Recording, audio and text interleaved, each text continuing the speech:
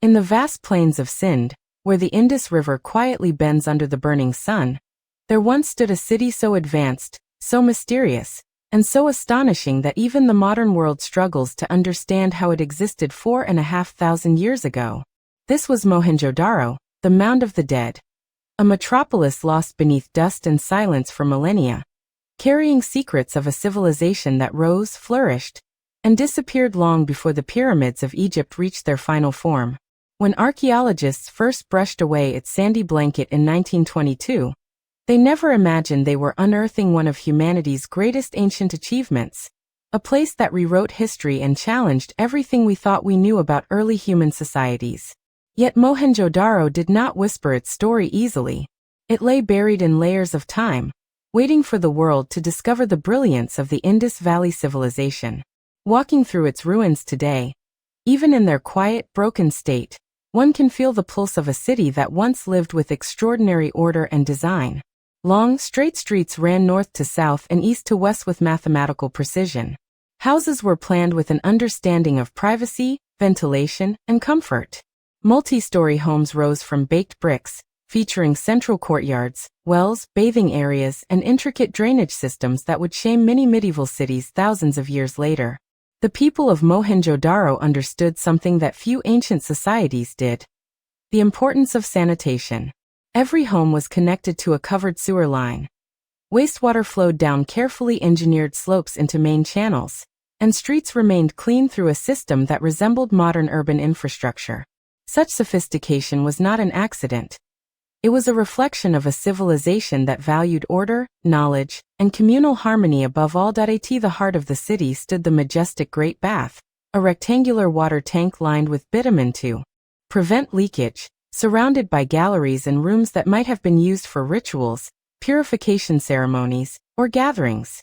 No one knows exactly how it was used, but its presence reveals something profound about the Indus people. Water and cleanliness were sacred to them, and they built monumental structures to honor these values. Nearby, granaries stacked like vast brick warehouses stored grains to feed thousands, evidence of a centralized system that managed resources with remarkable efficiency. The city also had watchtowers, public halls, and platforms that might have been used for trade or assembly. And yet, for all its scale, Mohenjo Daro never displayed the symbols of kingship that defined other ancient civilizations. No palaces, no statues of rulers, no carvings glorifying a dynasty. It was as if the society believed more in collective strength than in individual power. The mysteries of Mohenjo Daro deepen when one studies its elusive script: tiny signs carved on seals, tablets, and pottery. These symbols might be names, prayers, titles, or trademarks, but no one has yet deciphered their meaning. The seals themselves are masterpieces, carved with unicorn-like animals, humped bulls, elephants, tigers, and strange mythological figures. The craftsmanship is so delicate that archaeologists marvel at how artisans achieved such detail with simple tools. One of the most iconic discoveries is the figure known as the Priest King, a dignified bust of a bearded man draped in a patterned shawl. His half-closed eyes and calm expression suggest wisdom, authority, or ritual significance.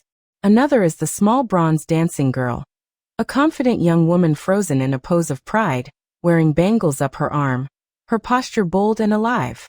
These artifacts speak not just to the talent of Indus artists, but to a culture that appreciated beauty, expression, and identity. Trade was the lifeblood of Mohenjo Daro.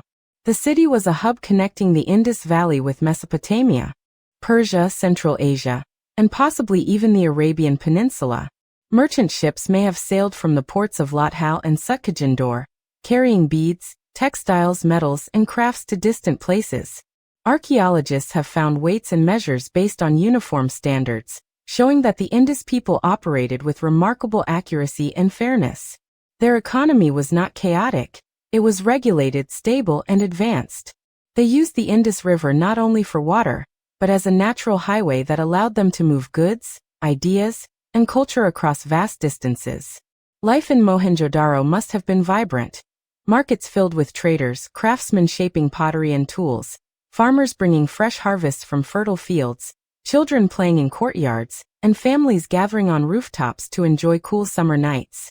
But despite all this brilliance, the city eventually fell silent.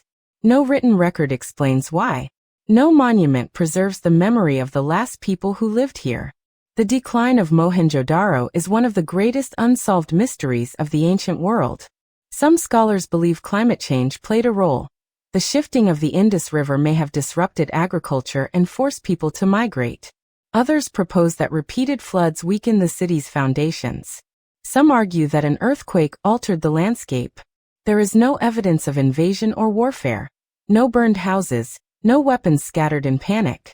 The end of Mohenjo Daro was not violent. It was quiet, gradual, and almost ghost-like. As conditions changed, families simply left, carrying their traditions into new regions, leaving behind the bricks and bones of a once great city. For nearly 4,000 years, the ruins of Mohenjo Daro slept beneath layers of silt until British and Indian archaeologists uncovered them in the early 20th century. The discovery shook the academic world.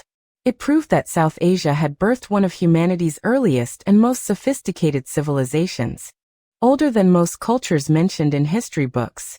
The Indus Valley people were urban planners, engineers, artists, traders, and visionaries. They built cities without kings, wars, or monumental temples, focusing instead on balance, cleanliness, and community welfare. Mohenjo Daro became a symbol of South Asia's deep historical roots and a reminder that great civilizations can rise and fall without leaving behind grand tales of conquest. Only quiet ruins that speak through their structure and design. Today, Mohenjo Daro is a UNESCO World Heritage Site, but it faces new dangers. Harsh weather, saltwater erosion, groundwater, and environmental threats slowly eat away at the ancient bricks. The remains that survived thousands of years now struggle against modern neglect. Preservationists warn that without urgent conservation, parts of the city may crumble forever. Yet the spirit of Mohenjo Daro endures. Tourists, historians, filmmakers, students, and dreamers walk through its ruins and feel as though they are touching the doorway to a forgotten world. The city breathes through its empty streets and silent walls, inviting each visitor to imagine what life was like when children ran through these lanes, when traders argued over prices, when women collected water from courtyards, when priests prepared rituals in the Great Bath, and when thousands of people worked, loved, celebrated, and lived in one of the most advanced cities on earth. Mohenjo Daro is not just an archaeological site. It is a reminder that human brilliance existed long before our modern age, that innovation is not the exclusive property of any era, and that the roots of civilization run deeper than we often realize. It teaches us that societies thrive not only through wealth or conquest, but through organization, cooperation, and respect for public welfare. It shows us that cities can be planned with intelligence, harmony, and sustainability even in ancient times. And above all, it stands as a whisper from our ancestors that greatness can rise from the simplest bricks, shaped by human hands guided by vision and purpose. Even though its people vanished, their spirit lives in every structure left behind. The Great Bath still captures the glow of the sun. The wells still hold shadows of water that once sustained life. And the streets still carry the memory of footsteps long erased by time. In Mohenjo Daro, time does not feel linear. It feels like a circle, looping the past into the present. The city may be silent, but it speaks to all who listen. It speaks of resilience, ingenuity, and the profound mystery of civilizations that thrived before written history could capture their tales. And as long as these ruins stand, even in fragmentary form, the lost city of Sindh continues to live, reminding the world that history is far older, richer, and more extraordinary.